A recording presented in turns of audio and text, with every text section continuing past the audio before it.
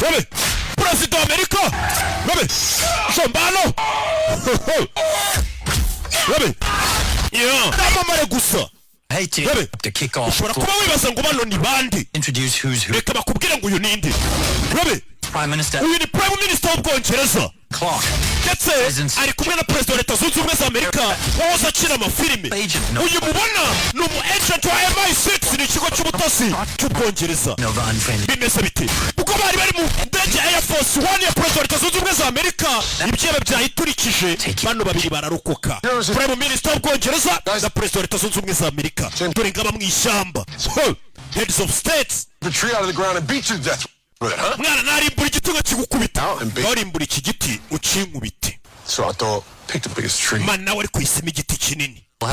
bimeze biti nakubwiye ngo filime nayizanye ibi biruhuko byose birabera ku gasobanuye films.com icyo busaba do Oh no. dewe Wait. bamushyiramo ku gasobanuye films.com niho usanga izi filime z'ubwenge gura ibihumbi 7 byawe byonyine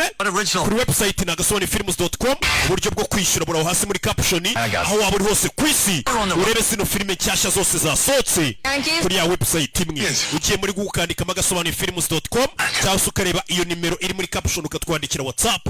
wakuyobora neza kugira ngo utarebera filime mu bamamyi ugasanga bari kukwiba bakomeje kwiba amafaranga y'abantu benshi iyi nayo ni ku gasobanuye films.com